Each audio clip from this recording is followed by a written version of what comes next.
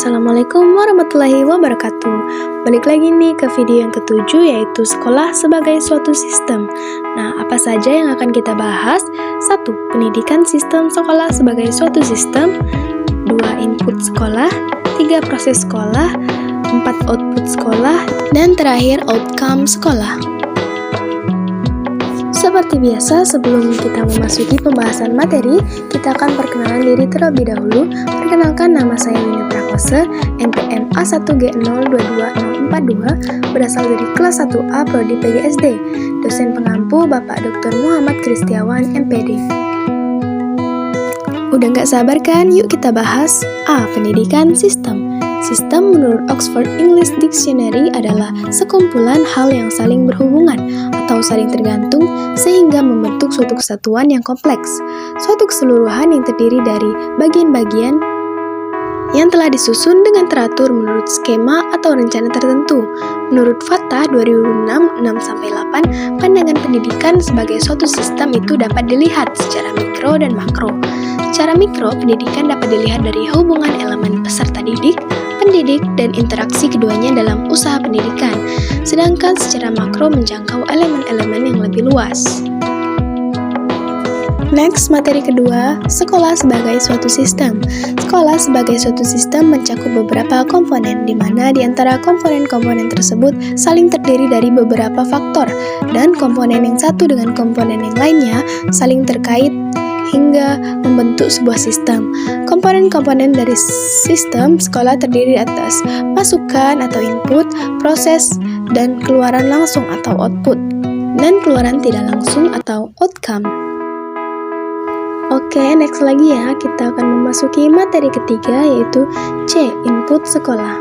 Input atau masukan adalah segala sesuatu yang diperlukan oleh sistem sekolah untuk menghasilkan keluaran yang diharapkan. Masukan terdiri dari 3 hal, yaitu masukan baku, merupakan siswa termasuk karakteristiknya. 2. Masukan instrumental atau merupakan guru, sarana dan prasarana, kurikulum, dana dan pengelolaan sekolah. Dan 3. Masukan lingkungan, merupakan segala sesuatu yang berada di luar lingkungan sekolah. Oke, next lagi ada materi keempat, yaitu D. Proses sekolah. Menurut Sagala 2010, proses adalah perubahan dalam suatu objek atau organisme, khususnya tingkah laku atau perubahan psikologis. Proses juga merupakan segala kegiatan yang dilakukan oleh sekolah, termasuk segala proses yang terjadi dalam sekolah atau kelas dalam rangka mengubah masukan atau input untuk menghasilkan keluaran atau output yang ditargetkan. Proses di sini mencakup kegiatan belajar mengajar, kegiatan pengelolaan sekolah, serta kegiatan administrasi sekolah. Oke, next lagi ya, ada E. Output sekolah. Output atau keluaran merupakan hasil dari proses, menghasilkan lulusan sesuai dengan standar tertentu dan tentunya sesuai dengan harapan memenuhi kebutuhan yang diinginkan oleh masyarakat, orang tua, dan pemerintah. Output atau keluaran pendidikan sebagai suatu sistem dapat dicerminkan dari suatu prestasi mutu sekolah.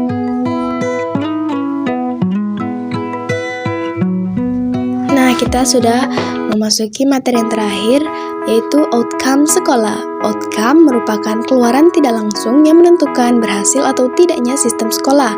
Outcome pendidikan sebagai suatu sistem dapat dicerminkan dari mutu lulusan sekolah, dapat melanjutkan pendidikan ke tingkat yang lebih tinggi, atau dapat bekerja. Oke, baiklah, itu saja materi yang saya jelaskan di video kali ini.